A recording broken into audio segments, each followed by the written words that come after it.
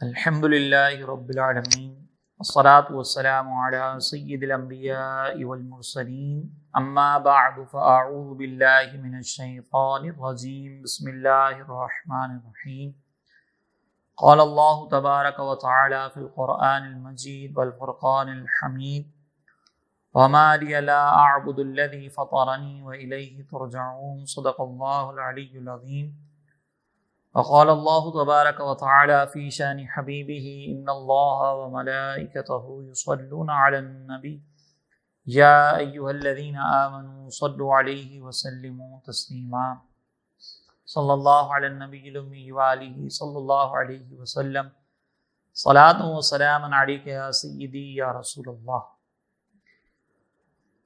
آج انشاءاللہ ہم جس موضوع پر گفتگو کر رہے ہیں وہ گویا کہ یوں سمجھ لیں کہ ہمارے جو اس پلیٹ فارم کی بنیاد ہے، اس کے جو مقاصد ہیں ان میں سے ایک سمجھ لیں کہ یہ بھی ایک ہمارے مقاصد میں شامل ہے۔ ہم نے جب اس پلیٹ فارم کا آغاز کیا تو ہمارے ذہن میں یہ تھا کہ ہم دنیا میں مختلف جو فتنے ہیں اور ان کی بنیاد پر جو لوگوں کے عقائد کے اندر خرابی آ رہی ہے، ان کے اعمال کے اندر خرابی آ رہی ہے، ان فتنوں کا سد باب احسن انداز سے کرنے کی کوشش کریں۔ اور انہی میں سے جو ایک فتنہ ہے وہ موجودہ دور کے اندر الحاد کا فتنہ ہے۔ ہم جانتے ہیں کہ بہت سارے لوگ ایسے ہیں آج کے دور میں ہمارے ملک کے اندر بھی، ہمارے شہر کے اندر بھی، کہ جو یا تو وہ خدا کے وجود کے منکر ہیں یا وجود خدا کے سلسلے میں شک کا شکار ہیں۔ وہ یہ کہتے ہیں کہ ہم اس بات کو طے نہیں کر پا رہے کہ خدا کا کوئی وجود ہے بھی یا نہیں، یا تو وہ خدا کے وجود کے منکر ہو رہے ہیں۔ تو اس چیز کو ایڈریس کرنا بہت زیادہ ضروری ہے کہ ہم اللہ تبارک و تعالیٰ پر ایمان لانا ضروری کیوں ہے، اور کیا ایسی وجوہات ہیں کہ جس کی بنیاد پر لوگ جو ہے وہ اللہ تبارک و تعالیٰ یا کسی بھی خدا کے وجود کا انکار کر رہے ہیں، ان کی کہاں غلطی کر رہے ہیں، کیا ان کے ساتھ ایسے پرابلمز ہو رہے ہیں، وہ کہاں پھنس جاتے ہیں، ان کی سوچ کہاں اٹک جاتی ہے۔ اس چیز کو ایڈریس کرنا بہت ضروری ہے۔ آپ کے سامنے جو آیت مقدسہ میں نے تلاوت کی، یہ سورہ یاسین شریف کی آیت مقدسہ ہے۔ اس میں ایک ایسے شخص کا ذکر کیا گیا ہے کہ جو اللہ تبارک و تعالیٰ کا نیک بندہ ہے، اللہ پر ایمان لانے والا ہے، اس کو جب اللہ تبارک و تعالیٰ کے وجود کو نہ ماننے والے یا اللہ تعالیٰ کے ساتھ شرک کرنے والے کہتے ہیں کہ تمہیں کیا ہوا کہ تم نے جو وہ خدا کو، اب ہمارے خدا کو چھوڑ کر کسی اور کے خدا کو پوج رہے ہو، اپنے عقائد سے پیچھے ہٹ گئے ہو۔ تو وہ نیک بندہ یہ جواب دیتا ہے کہ وَمَا لِيَ لَا أَعْبُدُ الَّذِي فَطَرَنِي وَإِلَيْهِ تُرْجَعُونَ، کہ مجھے کیا ہوا ہے کہ میں اس رب کی عبادت نہ کروں کہ جس نے مجھے پیدا کیا اور اسی کی طرف ہمیں لوٹ کر جانا ہے، اسی کی طرف تم لوٹائے جاؤ گے۔ یہاں پہ ایک بڑا نفیس انداز ہے۔ اب آپ ذرا غور کریں اس انداز کے اوپر کہ اللہ تبارک و تعالیٰ نے اس بندے کا یہ کلام ذکر فرمائے جب اس کو منکرین نے یہ کہا کہ تم ہمارے رب کو چھوڑ کر دوسرے رب کو اختیار کر رہے ہو، ہمارے دین کو چھوڑ کر اس دین کو اختیار کر رہے ہو کہ جس دین کو ماننے والے لوگ اپنے خدا کو اللہ کہتے ہیں۔ تو اس نیک بندے نے جواب دیا دلیل کے طور پر، لڑائی جھگڑا نہیں کیا، یہ نہیں کہا کہ تم گمراہ ہو، تم بدتمیز ہو، تم فاسق و فاجر ہو، بلکہ ان کو ایک دلیل دے کر سمجھانے کی کوشش کی کہ میں تو اس رب کی عبادت کی طرف مائل ہوا ہوں کہ جس رب نے مجھے پیدا کیا اور اسی کی طرف ہمیں لوٹ کر جانا۔ اب یہاں پر جو ہے نا اس بندے نے یہ بتا دیا کہ ہمیں رب پر ایمان رکھنا کیوں ضروری ہے۔ اس پر ہم بعد میں بات کرتے ہیں کہ رب پر ایمان رکھنا کیوں ضروری ہے۔ پہلے مسئلہ یہ ہے کہ ہمارے یہاں پر جب ہم دیکھتے ہیں نا کہ مختلف لوگوں کی سوچ و فکر جب پائی جاتی ہے اور مختلف افکار پائی جاتی ہیں، ان کے اندر ایک اختلاف ہوتا ہے، تو یہ اختلاف کی وجوہات کیا ہوتی ہیں؟ کچھ وجوہات تو ایسی ہیں کہ جس کی بیس پر جو ہے وہ اختلاف قابل قبول بھی ہے اور اس اختلاف کو سراہا بھی جاتا ہے، اس اختلاف کو جو ہے وہ اہمیت بھی دی جاتی ہے، اس رائے کا احترام بھی کیا جاتا ہے۔ لیکن کچھ وجوہات ایسی ہیں کہ جن کی بنیاد پر جو اختلاف کرنے والا ہے اس کی سوچ و فکر کو رد کر دیا جاتا ہے۔ تو ہمیں یہی دیکھنا ہے کہ آج جو خدا کے خدا کے وجود کے منکر ہیں یا اس حوالے سے شک کے اندر مبتلا ہیں، تو وہ کس طور پر اختلاف کر رہے ہیں۔ جیسے مثال کے طور پر بعض اوقات ایسا ہوتا ہے کہ جب موقف کے درمیان اختلاف ہوتا ہے نا، تو وہ دلیل ہی ایسی ہوتی ہے کہ جس کے اندر مختلف جہتیں پائی جاتی ہیں۔ تو اب اگر مثال کے طور پر وہ دلیل ہی اس طرح کی ہے کہ جس کے اندر مختلف جہتوں کے امکانات موجود ہیں تو اختلاف تو پاسبل ہے، اور اسی اختلاف کو پھر ایکسیپٹ بھی کیا جاتا ہے. جیسے کہ بڑا مشہور واقعہ ہے کہ سرکار علیہ الصلوۃ والسلام نے اپنے صحابہ کو یہ حکم دیا کہ تم جو ہے وہ بنو قریظہ میں جا کر نماز ادا کرنا. ٹھیک ہے، اب جہاں سرکار علیہ السلام نے فرمایا لا یصلینا احد العصر الا فی بنی قریظہ، کہ تم میں سے کوئی بھی شخص بنو قریظہ کے علاوہ مقام پر نماز ادا نہ کرے.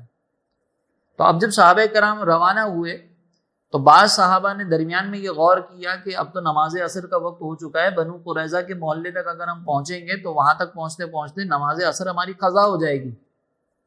تو انہوں نے کہا کہ ہم تو یہیں پر نماز ادا کریں گے.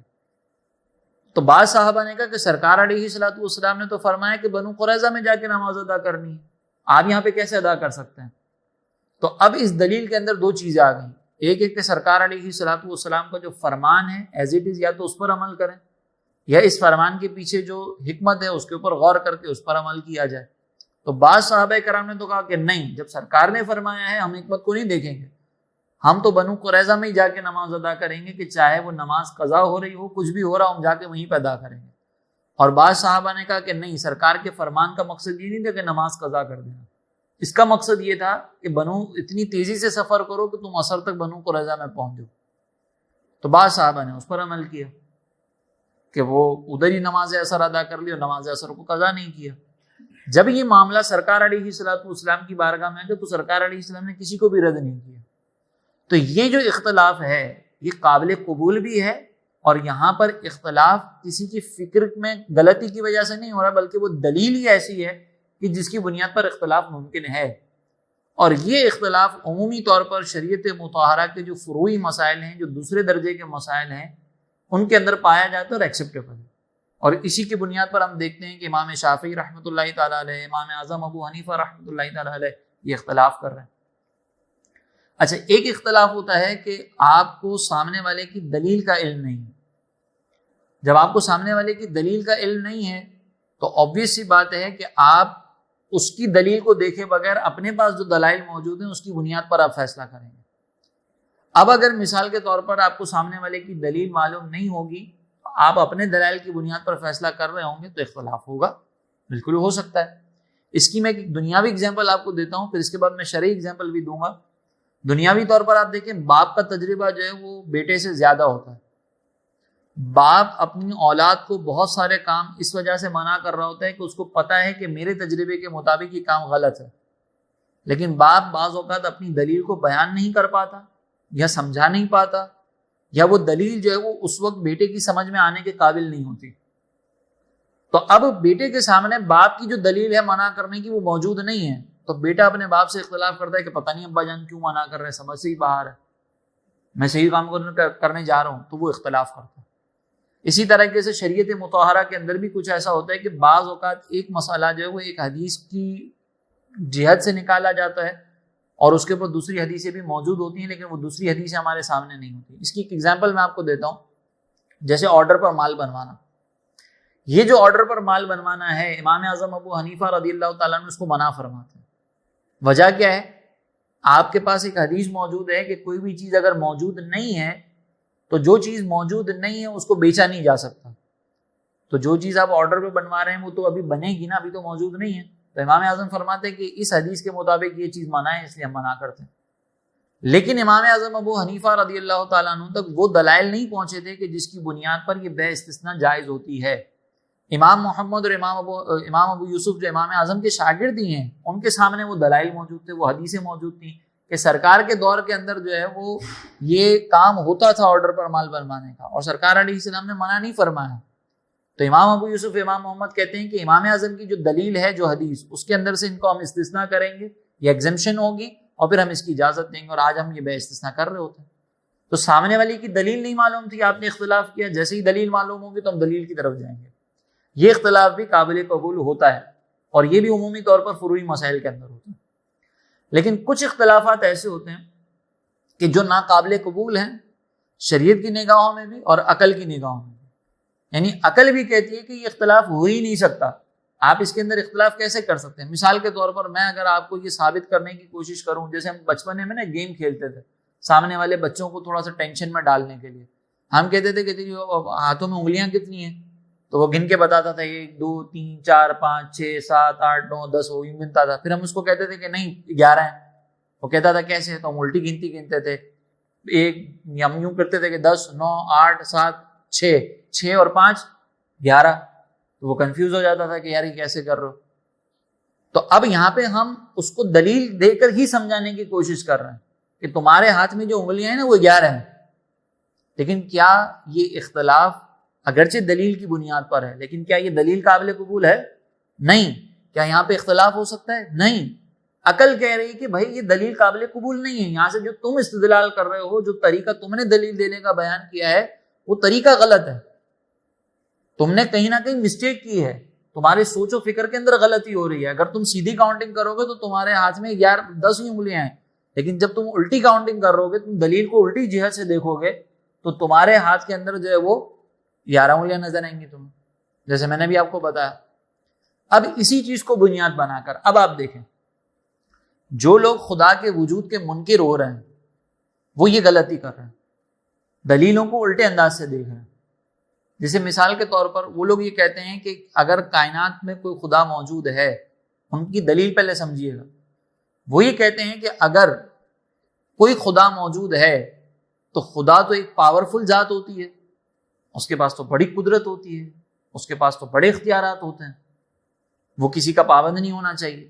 لیکن ہم یہ دیکھتے ہیں کہ کائنات کے اندر جو ہے وہ زلزلے آتے ہیں, اس کے اندر جو ہے وہ بچے مر رہے ہیں. ابھی جیسے آپ پیلسٹین کی طرف چلے جائیں تو ہیں تو اللہ کے ماننے والے لوگ نا, ان کے اوپر حملہ کیا جا رہا ہے, ان کے اوپر بمباری کی جا رہی ہے. تو وہ کہتے ہیں کہ اگر کائنات کسی خدا کے تابع ہے تو وہ رب کیا ان تمام چیزوں کا پابند ہو گیا ہے؟ وہ زلزلوں کو روک نہیں سکتا, وہ اپنے بندوں کو مار رہا ہے, وہ بارشوں کو روک نہیں سکتا, سیلاب آ جاتے ہیں.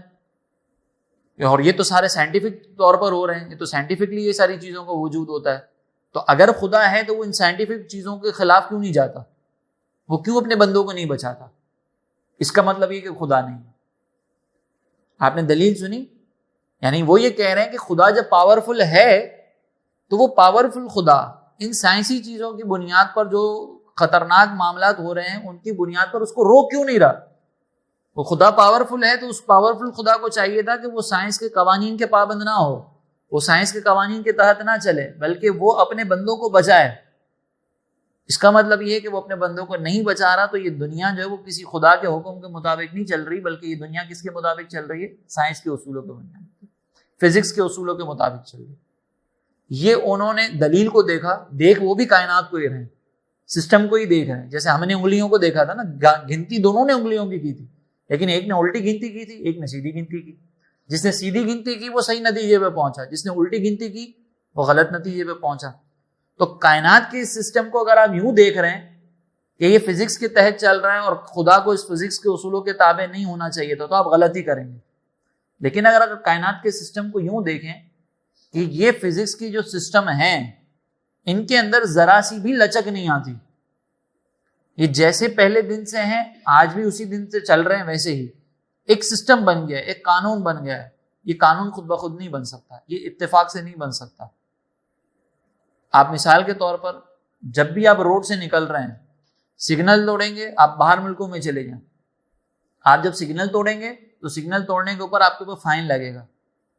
لیکن ہمارے ملک کے اندر فائن نہیں لگتا.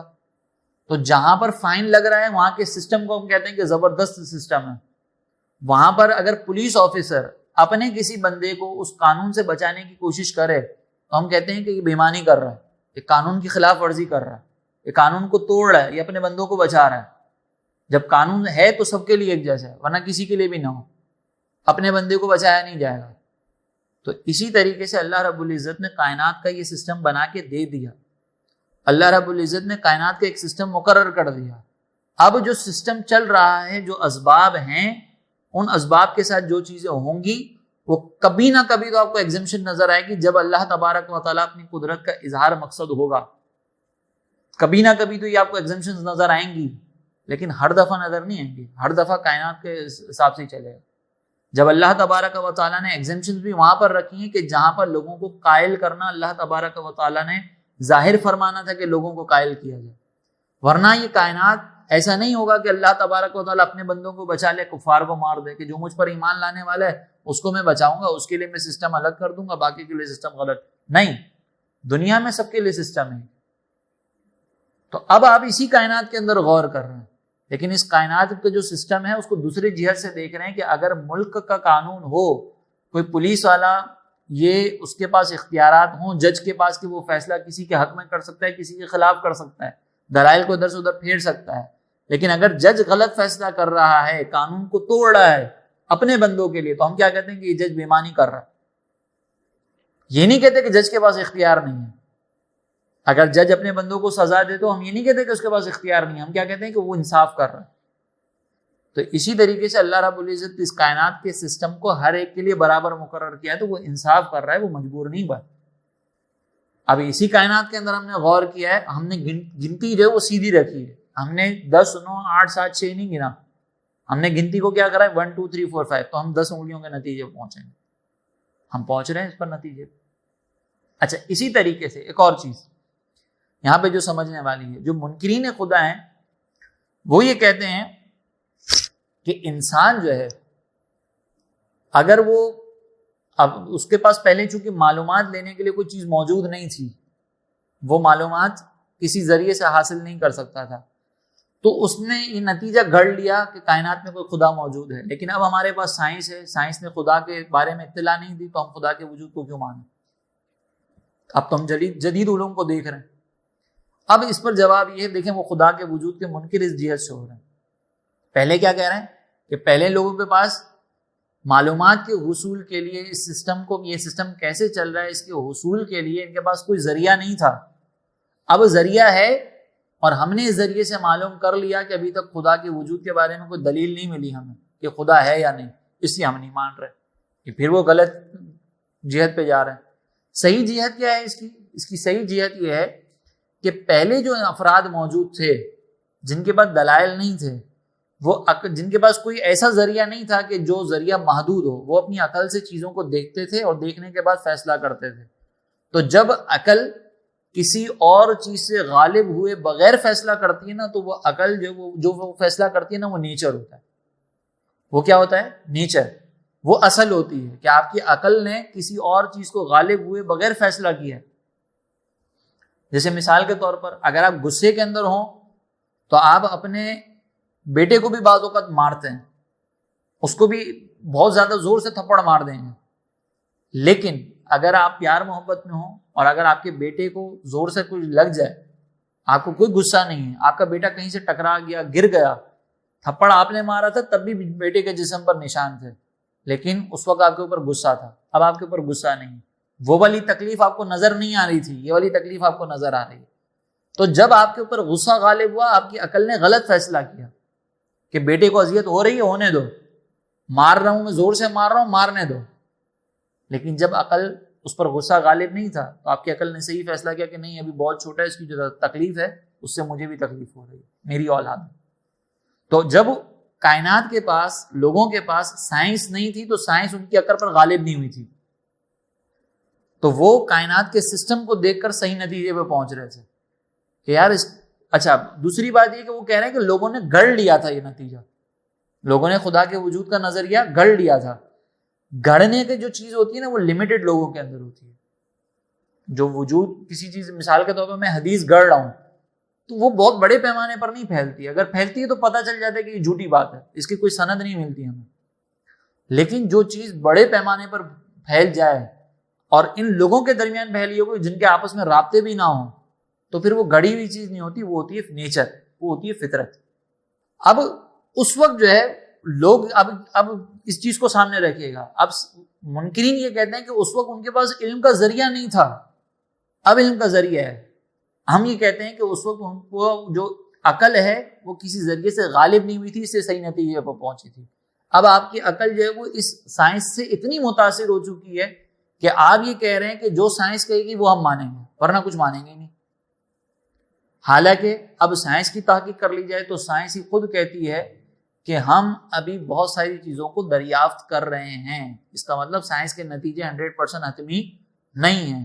اور سائنس نے اس نظریے کا اگر آپ کے مطابق بالفرض کسی نے خدا کے وجود کے بارے میں یہ نظریہ گڑ لیا تھا کہ کوئی خدا ہے، تو سائنس نے اس وجود کا رد نہیں کیا ہے، صرف اتنا کہا ہے کہ ہمیں اس وجود کے بارے میں کوئی دلیل نہیں ملی. تو کسی چیز کے بارے میں دلیل کا نہ ہونا اس چیز کے عدم وجود کی علامت نہیں ہوتی. یعنی مثال کے طور پر میرے پاس دلیل نہیں ہے کہ یہ حضرت جو ہے وہ آج بخار میں بیٹھے ہوئے ہیں، میرے پاس کوئی دلیل ہی نہیں ہے. میرے پاس کوئی دلیل نہیں ہے کہ حضرت جو ہے ان کی طبیعت خراب ہے. اب میرے پاس دلیل نہیں ہے، اس کا مطلب یہ نہیں کہ ان کے اندر جو ہے وہ انر کوئی پرابلمز نہ چل رہی ہوں. ہو سکتا ہے پرابلم ہو سکتا ہے نہ ہو، ٹھیک ہے. لیکن خدا کے وجود پر ہمارے پاس بہت سارے دلائل ہیں. سائنس نے ان دلائل کا رد نہیں کیا. سائنس یہ کہتی ہے کہ بھئی مجھے میرے علم کے حساب سے ابھی معلومات نہیں ملی. تو ان چیزوں کو سامنے رکھنے کے بعد نتیجہ یہ نکلتا ہے کہ اللہ تبارک و تعالیٰ کے وجود کے بارے میں یا خدا کے وجود کے بارے میں جو لوگ یہ کہتے ہیں کہ ہمارے پاس خدا کے وجود پر کوئی دلیل نہیں ہے، وہ نتیجہ غلط نکال رہے ہیں. وہ کیا کر رہے ہیں؟ وہی الٹی گنتی گن رہے ہیں. 10 9 8 7 6 اور 5 11. تو وہ 11 انگلیاں ان کی ہو رہی ہیں، دلیل سے ہی ہو رہی ہیں. لیکن جب سیدھی گنتی گریں گے تو انگلیاں کتنی ہاتھ میں؟ 10. اس چیز کو سامنے رکھنا ہمارے لیے بہت ضروری ہے. اچھا، دوسری بات، یہ جو منکرین خدا ہیں، پہلے میں اس پہ بات کر لیتے ہیں، پھر اس کے بعد آگے ہم چلتے ہیں کہ اب ضروری کیوں ہے ایمان لانا. یہاں تک تو بات سمجھ میں آ گئی کہ جو یہ کہتا ہے کہ ضروری نہیں ہے وہ غلطی کر رہا ہے. اور ایک اور جیسے وہ غلطی یوں کر رہے ہوتے ہیں، وہ کہتے ہیں کہ جیسے میں نے ابھی کہا نا کہ میرے پاس اگر ان کی بیماری پر کوئی دلیل نہیں ہے تو ہو سکتا ہے ان کو بیماری ہو سکتا ہے بیماری نہ ہو. تو وہ بھی یہی کہتے ہیں، وہ بھی یہی کہہ رہے ہوتے ہیں کہ یار ہو سکتا ہے خدا کا وجود ہو سکتا ہے خدا کا وجود نہ ہو. جب دلیل ملے گی تو ہم مان لیں گے، جب دلیل نہیں ملے گی تو ہم نہیں مانیں گے. جب تک دلیل نہیں مل رہی ہم انکار بھی نہیں کر رہے. وہ بھی یہی کہتے ہیں.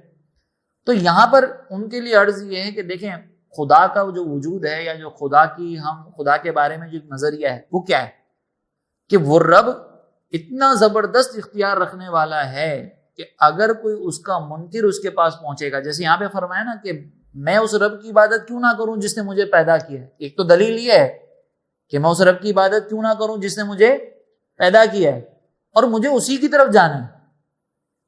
تو جب آپ کو لوٹ کر جانا ہے، اس کے بارے میں مذہب نے، اس کے بارے میں کتابوں نے آپ کو بتایا ہے کہ ہمیں لوٹ کر خدا کی طرف جانا ہے، تو خدا کے جو نظریے پر خدا کا نظریہ رکھنے والے لوگ ہیں وہ یہ کہتے ہیں کہ ہمیں خدا کی طرف جانا ہے. اگر غلط کام کر کے جائیں گے، اس کی نافرمانی کر کے جائیں گے، اس کا انکار کر کے جائیں گے تو ہم پھنس جائیں گے.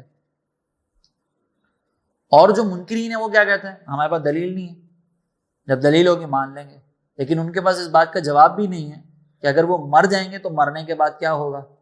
اب ان سے سوال یہ ہے کہ اگر خدا کے وجود کا انکار کرتے ہوئے وہ مر گئے تو ایک ہماری موت ہوگی، ایک ان کی موت ہوگی.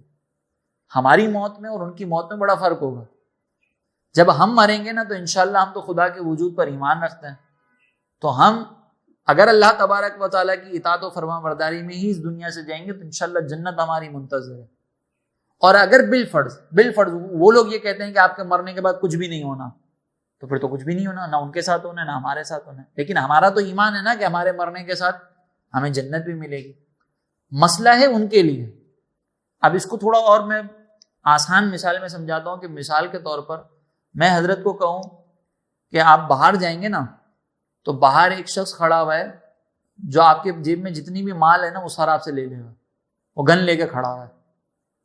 اور یہ صاحب جو ہے ان کو کہیں کہ کوئی ایسا ویسا مسئلہ نہیں ہے، وہ آدمی جو ہے ایک تھپڑ ماریں گے نا اس کو وہ سائڈ میں جا کے گر جائے گا، کوئی اسلحہ وسلہ نہیں ہے اس کے پاس. اب انہوں نے قائل کر دیا کہ کوئی اسلحہ نہیں ہے، اور میں کہہ رہا ہوں بھائی نہیں، اسلحہ ہے اس کے پاس. عقل مندی کیا ہے؟ جیب میں مال باہر لے کر جانا یا مال اندر چھوڑ کر جانا؟ چھوڑ کر جانا کہ بھائی اندر ہی رکھو. اگر میری بات صحیح ہوئی اور یہ مال لے کر گئے تو پھنس جائیں گے، اور اگر ان کی بات صحیح ہوئی اور یہ مال لے کر نہیں جائیں گے تو کوئی نقصان ہے نہیں. لیکن اگر یہ مال لے کر گئے، میری بات صحیح ہوئی تو پھر نقصان ہے. اب اس چیز کو سامنے رکھ کر اگر ایک ایسے وہ شخص اپنی سوچ کے مطابق کہتا ہے کہ میں صحیح ہوں، وہ مرے گا اور مرنے کے بعد بالفرض اس کو پتا چلتا ہے کہ وہ صحیح تھا، تو کوئی نقصان ہے؟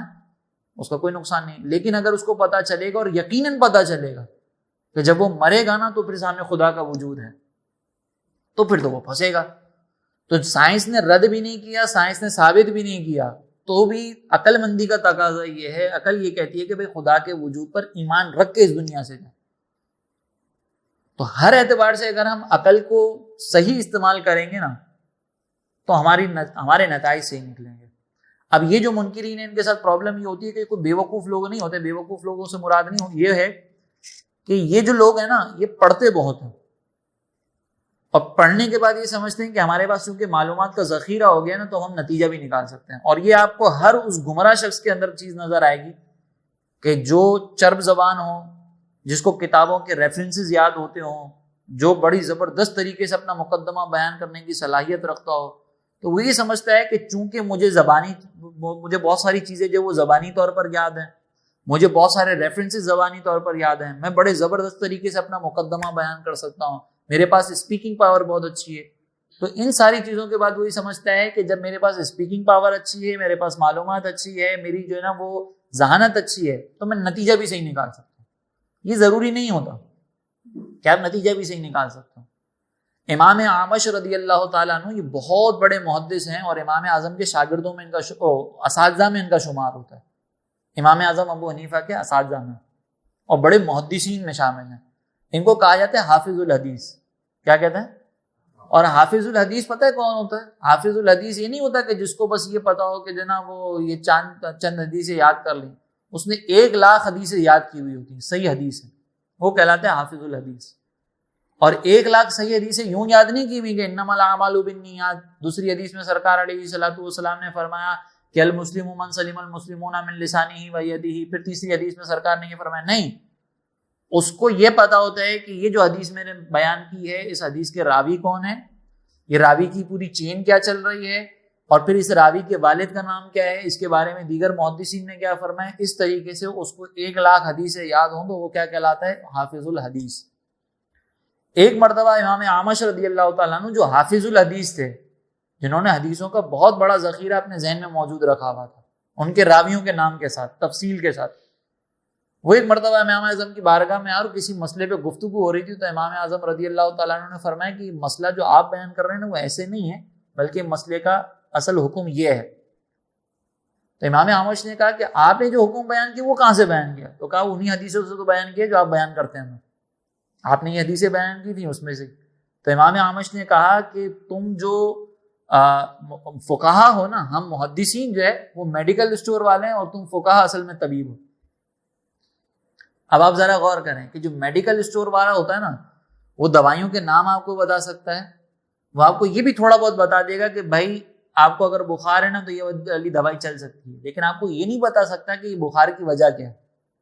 اسی لیے میڈیکل اسٹور والے سے دوائیاں لے کر کھانے کو منع کیا جاتا ہے کہ بھائی صرف اس کی پرسکرپشن کے اوپر دوائی لے کے نہیں کھانے کی ہوتی۔ تو معلومات تو اس کے ذہن میں بھی ہے بہت ساری، میڈیکل اسٹور والے کو بھی دوائیوں کا نام پتہ ہے، یہ بھی پتہ ہے کہ کون سی دوائی کہاں پر استعمال ہو رہی ہے، لیکن وہ ڈاکٹر نہیں ہے۔ اسی طریقے سے اگر کسی نے بہت زیادہ مطالعہ کر لیا تو اس کا مطلب یہ نہیں ہے کہ وہ نتائج بھی صحیح نکال سکتا ہو۔ اب اس چیز کو سامنے رکھ کر ہر وہ شخص جو بنیادی عقائد کے اوپر اختلاف کر رہا ہو، آپ اس کی گفتگو سنیں گے نا تو آپ کو اس کی گفتگو کے اندر کنفیوژن نظر آئے گی، آپ کو نظر آئے گا کہ یار یہ بندہ کنفیوز ہے اور اس کو چیزیں جو نا وہ کچھ سمجھ نہیں آ رہی، کچھ کلیئر نہیں ہو پا رہی۔ جیسے ایک ہمارے بہت مشہور مبلغ ہیں، وہ بھی بڑی چرب زبانی سے بات کرتے ہیں، مبلغ کیا گئے اس کو، تو وہ بھی بڑی چرب زبانی سے بات کرتے ہیں۔ آج جب ان کی گفتگو سنیں گے نا تو وہ فقہی مسائل کو، عقائد کو، سب کو مکس کر کے بیان کر رہے ہوں گے، کہیں پہ بیان کر رہے ہوں گے ایاک نعبد و ایاک نستعین، اور ساتھ میں رفع یدین کے مسئلے بھی بیان کر رہے ہوں گے۔ بھائی آپ گڈ مڈ نہ کریں نا چیزوں کو عقیدے کے ساتھ بیان کریں۔ عقیدے کے دلائل الگ ہوتے ہیں، عقیدے کو سمجھنے کا اسٹائل الگ ہوتا ہے، اور فقہی مسائل کو سمجھنے کا اسٹائل الگ ہوتا ہے۔ عقیدے میں اختلاف نہیں ہو سکتا ہے، عقیدے کے لیے نتائج کچھ اور نکالے جاتے ہیں۔ اچھا یہاں پر وہ ایاک نعبد و ایاک نستعین سے آپ کو نتیجہ نکالتے ہوئے نظر آئیں گے، لیکن جب ان کی بات ہو رہی ہوگی، ان کے اوپر اٹیک ہو رہا ہوگا، تو وہ سامنے آپ کو یہ بھی کہتے ہوئے نظر آئیں گے کہ بھائی میری ایک بات کو دوسری جگہ سے بھی تو جوڑو نا، ایک جگہ پہ میں نے کنڈیشن کے ساتھ بھی تو بیان کی تھی۔ تو قرآن میں کیا ایسا نہیں ہے کہ قرآن میں کچھ احکامات جو وہ کسی مقام پر کنڈیشن کے ساتھ ہوتے ہیں، کسی مقام پر وداؤٹ کنڈیشن ہوتا ہے؟ تو صرف ایک آیت سے استدلال کیوں، صرف ایک آیت سے نتیجہ کیوں اخذ کیا جا رہا ہے؟ تو جب آپ اس طرح کے کنفیوزڈ لوگوں کو سنیں گے نا تو چاہے ان کی چرب زبانی کتنی ہی ہو، آپ کو ان کے دلائل کے اندر سکون نظر آ جائے گا، جیسے کہ میں نے آپ کو ذکر کیا ابھی. اب ہم اللہ تبارک و تعالیٰ پر ایمان کیوں لے کر ہیں؟ کیا ضرورت ہے خدا کے وجود کی؟ وہ ضرورت یہ ہے کہ انسانی عقل، جیسے کہ میں نے آپ کو ابھی ضمناً ذکر کیا کہ انسانی عقل بہت سارے معاملات کے اندر غلط فیصلے کرتی ہے.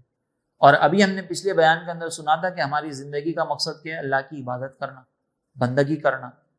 اب اگر بالفرض ہم اللہ تبارک و تعالیٰ یا شریعت کے یا مذہب کے وجود کو تسلیم نہ کرے کوئی شخص، تو پھر آپ اسے پوچھیں کہ تیری زندگی وجود میں کیسے ہے، تو وہ کہے گا کہ اتفاق تھا، دھماکہ ہوا، وجود ہو گیا.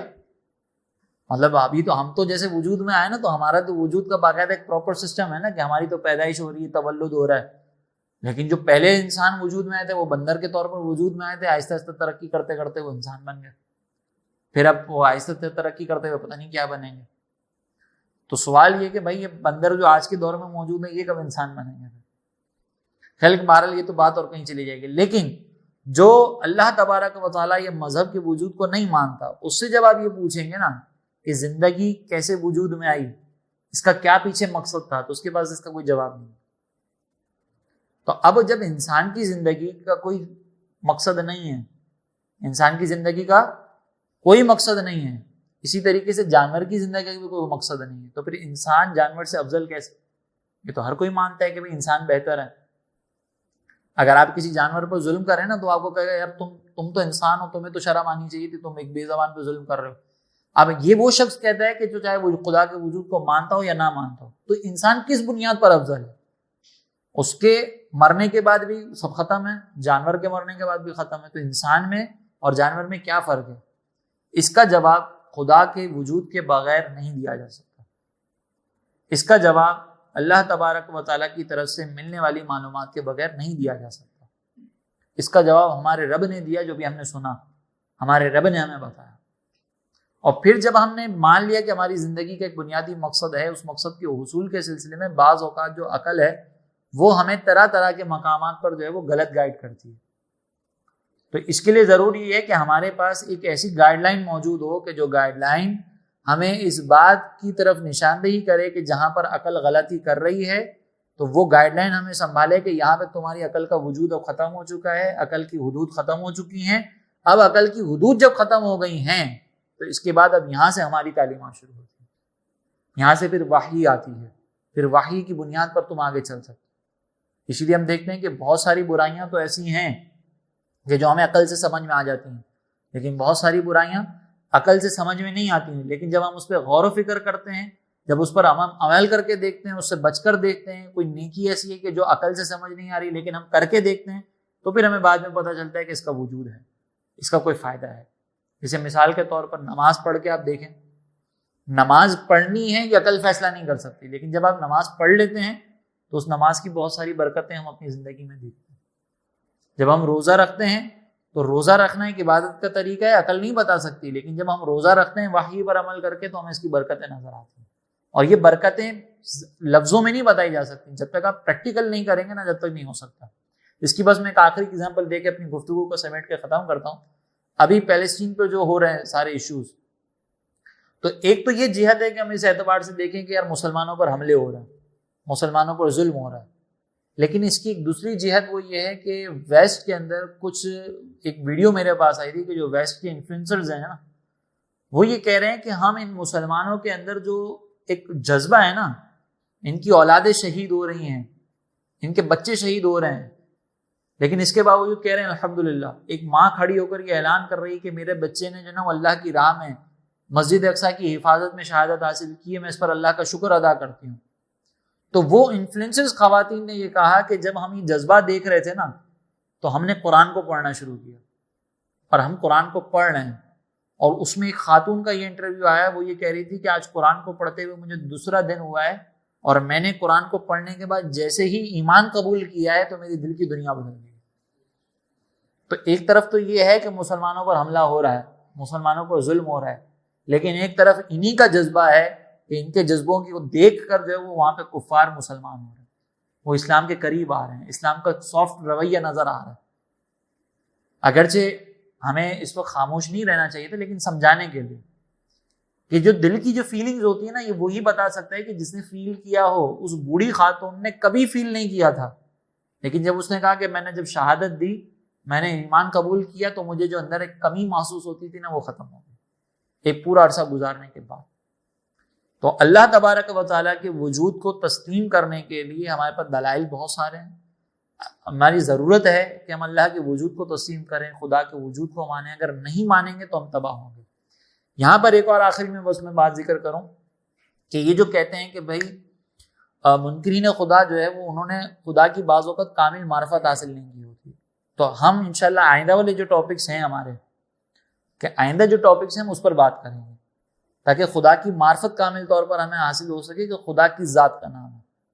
اب جو منکرین ہیں ان کا ایک اعتراض یہ بنتا ہے، وہ یہ کہتے ہیں کہ بھائی ہم ایسے خدا کو کیوں مانیں کہ جو بات بات پہ ناراض ہو جاتا ہے، معاذ اللہ، نماز نہیں پڑھو گے تو میں ناراض ہوں، تمہیں جہنم میں ڈال دوں گا، میری بات نہیں مانو گے تو تمہیں جہنم میں ڈال دوں گا، یہ کر دوں گا وہ کر دوں گا، دھمکیاں کیوں چل رہی ہیں، معاذ اللہ۔ یہ ان کی طرف سے ایک اعتراض ہے۔ وہ کہتے ہیں کہ یہ تو ایک بچے جو جیسے ضد کرتا ہے معاذ اللہ، اس طرح ضد کی جا رہی ہے۔ تو اس کا جواب یہ ہے کہ اگر تم نے خدا کی معرفت صحیح سے حاصل کی ہوتی تو تم یہ اعتراض نہ کرتے۔ اللہ تبارک و تعالیٰ معاذ اللہ غصے میں آ کر یہ نہیں کہہ رہا کہ میں تمہیں جہنم میں ڈال دوں گا۔ اللہ تبارک و تعالیٰ نے پہلے ایک قانون بنایا ہے، قانون بنانے کے بعد ہمیں ایکسیپٹ کروایا۔ ایکسیپٹ کیسے کروایا؟ الستو بربکم، کیا میں تمہارا رب نہیں ہوں؟ عالم ارواح میں جو ہم سے وعدہ لیا گیا تھا، ہم نے وہاں پہ کہا تھا بلا، ہاں تو ہمارا رب ہے، ہم ایمان لاتے ہیں تجھ پر۔ تو ہم نے وہاں پر ایکسیپٹ کیا، ہمیں پہلے قانون بنا کر ہم سے ایکسیپٹ کروایا، ایکسیپٹ کروانے کے بعد پھر ایک قانون بنا دیا کہ اب جو اس قانون کی خلاف ورزی کرے گا وہ جہنم میں جائے گا۔ تو اللہ تعالیٰ غصے میں آ کر معاذ اللہ جہنم میں نہیں ڈال رہا، بلکہ ہم جو قانون کی خلاف ورزی کر رہے ہیں پہلے قبول کرنے کے بعد، ہم نے پہلے قبول کیا ہے۔ جیسے مثال کے طور پر میں اگر کسی کنٹری میں جاتا ہوں تو وہاں کے قوانین کو ایکسیپٹ کرتا ہوں کہ یہاں کے سارے قوانین کو میں مانوں گا، پھر میں اس کنٹری میں ریزیڈنسی اختیار کر سکتا ہوں، پھر میں اس کنٹری کا ریزیڈینشیل بن سکتا ہوں۔ اب اگر وہاں پر جانے کے بعد میں کہوں کہ نہیں میں آپ کے قوانین کو نہیں مانتا، اب وہ لوگ مجھے جو ہے وہ پریزن کر دیں، اندر بند کر دیں مجھے، اب میں یہ کہوں کہ تم تو بچوں کی طرح ناراض ہو جاتے ہو، تو کیا یہ بات صحیح ہوگی؟ نہیں بھائی، تم نے پہلے ایکسیپٹ کیا تھا۔ تو یہاں پہ منکرین یہ کہتے ہیں کہ ہمیں تو یاد ہی نہیں ہے کہ ہم نے ایکسیپٹ کیا تھا، ہمیں تو یاد ہی نہیں ہے۔ تو سوال یہ ہے کہ جب آپ ماں کی گود میں تھے، جب آپ بالکل چھوٹے سے تھے، جب آپ کو باقاعدہ جو اسٹال وہ گدیاں جو ہوتی ہیں بچوں کی اس میں لے کر جایا جاتا تھا، تو کیا آپ کو وہ زمانہ یاد ہے؟ اس میں آپ کتنا اپنی ماں کو تنگ کرتے تھے، کتنا روتے تھے، کتنی دفعہ دن میں اٹھ کر جو ہے وہ آپ اپنی والدہ کو رات میں اٹھ کر جگاتے تھے، کتنی مرتبہ بستر گندا کرتے تھے، یہ ساری چیزیں یاد ہیں؟ نہیں یاد ہے نا؟ تو کیا ان چیزوں کا وجود نہیں ہے؟ وجود ہے لیکن آپ کو یاد نہیں ہے۔ ہاں، آپ کو آپ کی ماں بتاتی ہے کہ بیٹا جب تو چھوٹا تھا تو تو چھوٹا ہونے کے بعد جب چھوٹا تھا تو اس وقت کے اندر تجھے وہ بستر اتنی دفعہ گندا کرتا تھا، مجھے اتنی دفعہ جگاتا تھا، تو اس طرح بیمار ہوا تھا، تجھے مصرا ہاسپٹل لے کے گئی تھی، اس طرح یہ پریشانیاں مجھ پر آئی تھیں۔ ہم اپنی ماں پر اعتماد کر کے اس چیزوں کو مان لیتے ہیں کہ چلو ماں نے تو دیکھا تھا، مان لیا ہم نے۔ تو اسی طریقے سے ہم یہ کہتے ہیں کہ ہمارے پاس، ہم یہ کہتے ہیں کہ ہم نے اپنے رب سے وعدہ کیا تھا۔ اب آپ کہو کہ ہمیں یاد نہیں تھا، تو اللہ تبارک و تعالیٰ نے یاد دلانے کے لیے رسولوں کو بھیجا تھا۔ جیسے ماں ہے نا، ماں نے دیکھا تھا وہ وجود جو ہمارا بچپن کا تھا، ماں ہمیں بتاتی ہے تو ہم اس کو مانتے ہیں۔ تو اللہ تبارک و تعالیٰ نے اتمام حجت کے لیے رسول بھیجے، رسولوں کو بھیجا۔ رسولوں کو بھیجنے کے بعد ان رسولوں نے ہمیں یہ یاد دلایا کہ تم نے ادھر وعدہ کیا تھا، اب ایکسیپٹ کرو۔ ہم نے نہیں دیکھا، رسولوں نے تو خدا کو دیکھا، خدا کے معجزات کو دیکھا، تو ہمیں پھر ان کی بات ماننی چاہیے۔ اور رسولوں کے اگر بالفرض کہیں پہ پیغام نہیں پہنچا نا تو وہاں پہ بھی انصاف رکھا گیا۔ اگر کسی تک کسی نبی کا پیغام نہیں پہنچا تو پھر اس کو یہ کہا گیا کہ تو نیچر کو دیکھ، اور نیچر کو دیکھنے کے بعد خدا کے وجود کو تسلیم کر۔ رسولوں کو نہیں، رسولوں کا پیغام تم تک نہیں پہنچا تو رسولوں کی ساری تعلیمات پر عمل کرنا پھر ضروری نہیں ہوگا، لیکن نیچر کو دیکھو، نیچر کو دیکھنے کے بعد خدا کے وجود پر تم ایمان لے کر۔ جیسے کہ منکرین یہ کہتے ہیں کہ پرانے زمانے کے اندر جو وہ خدا کے وجود کو گھڑ لیا گیا تھا، تو وہ گھڑا نہیں تھا، وہ نیچر کے مطابق تسلیم کیا تھا، وہی نیچر کے مطابق تسلیم کرنا کافی ہوگا۔ تو یہ ساری چیزوں کا خلاصہ یہ ہے کہ خدا کے وجود کا انکار کرنے پر جو دلائل دیے جاتے ہیں، ان دلائل کے اندر وہی والی مسٹیک ہے جو 11 انگلیوں کے اوپر ہم مسٹیک کر رہے ہیں، 11 انگلیوں کے وجود پر۔ اسی طرح خدا کی جب تک کامل معرفت نہیں ہوگی تب تک ہم بہت آسانی سے اس چیز کو سمجھ کر کہ اللہ تبارک و تعالیٰ کے جو قوانین ہیں اس کے مطابق ہم کیوں عمل کرتے ہیں اور کیسے یہ وہ انسان گناہ پر جو وہ سزا پاتا ہے، کیسے اس کو اجر ملتا ہے، یہ جب تک ہمیں سمجھ میں نہیں آیا. تو یہ ٹاپکس پر انشاءاللہ ہم پھر کبھی بھی گفتگو کریں گے، اس طرح کے ٹاپکس پر، اس سے لنک ٹاپکس پر. آئندہ ہو سکتا ہے کوئی اور ٹاپک ہو یا اس سے لنک ٹاپک ہو، لیکن انشاءاللہ ہم اس پر پھر گفتگو کریں گے. اگر آپ لوگوں کے ذہن میں کوئی کویشچن ہے تو پھر اس حوالے سے. ایک سوال شروع میں اس طرح کے ساتھ نے فرمایا کہ منکرین یہ کہتے ہیں کہ اللہ تبارک و تعالیٰ سائنس کے خلاف کوئی ایکشن کیوں نہیں لیتا، معاذ اللہ اس طریقے کا. تو کیا ان لوگوں کو یہ چیز نظر نہیں آتی کہ زلزلوں سے اتنے سارے جو لوگ ہلاک ہوتے ہیں، چاہے وہ مسلمان ہو یا غیر مسلم ہو، سائنس ابھی تک زلزلوں کو پریڈکٹ نہیں کر سکی، تو یہ سائنس کا فیلئر نہیں نظر آتا ہے. اسی طریقے سے ابھی ریسنٹلی ایک کیس ہوا ہے، بہت پرومیننٹ ہوا ہے، یہ سائنس کا بہت بڑا فیلئر بتایا گیا ہے. میکسیکو کے قریب ایک طوفان بن رہا تھا، 10 دن تک وہ طوفان بنتا ہے، اس کی اسپیڈ سے 65 کلومیٹر تھی. جب وہ میکسیکو سٹی سے 12 گھنٹے کے فاصلے پہ رہ گیا تو وہ 12 گھنٹے میں 65 کلومیٹر سے 270 کلومیٹر پہ چلا گیا، جس سے میکسیکو میں تباہی مچ گئی. اور سائنٹیفکلی انہوں نے پروف کیا ہے کہ it is the biggest failure of science ever in the history, کیونکہ اس نے بہت بڑے ایریا کو ہٹ کیا. تو کیا ان لوگوں کو یہ چیزیں نظر نہیں آتی کہ سائنس کا فیلئر ہے، پھر بھی وہ سائنس کو اتنا. دیکھیں وہ آپ جو بات کہہ رہے ہیں نا کہ یہاں پہ سائنس کا فیلئر ہوا لیکن یہ سائنس کے فیلئر کو مان نہیں رہے، تو یہ یہاں پہ یہ بات کہیں گے کہ یہ تو سائنس اتنی، ابھی ہم تو کہہ رہے ہیں کہ سائنس تو گریجولی ترقی کر رہی ہے. دلیل کو غلط انداز سے دیکھنا، یہ آپ اور میں چونکہ خدا کے وجود کو مان بھی رہے ہیں، ہم گنتی ہماری 1 2 3 4 5 چل رہی ہے، تو ہم یہ کہیں گے کہ یہاں پہ سائنس فیل نہیں ہوئی ہے، یہاں پہ اللہ تبارک و تعالیٰ کا فیصلہ آیا ہے. جیسے کہ حضرت علی رضی اللہ تعالیٰ عنہ وہ کیا فرماتے تھے کہ میں نے اپنے رب کو جو ہے اپنے فیصلوں کے ٹوٹنے سے جو ہے نا وہ پہچانا ہے. تو ان کی جہت یہ تھی کہ یار میں نے سارے اسباب اختیار کر لیے اکارڈنگ ٹو دا سائنس. اگر حضرت علی رضی اللہ تعالیٰ عنہ کو آج کے دور میں ہم لوگ کنورٹ کریں نا تو ہم یہ کہہ سکتے ہیں کہ حضرت علی کے فرمان کا مقصد یہ کہ اکارڈنگ ٹو دا سائنس میں نے سارے اسباب اختیار کر لیے تھے، سائنس کے مطابق جو نتیجہ میں چاہ رہا تھا نا وہ نکلنا چاہیے تھا، لیکن میرے رب کا جب فیصلہ آیا نا تو وہاں پہ میرے جو نتیجے مرتب تھے وہ سارے ختم ہو گئے.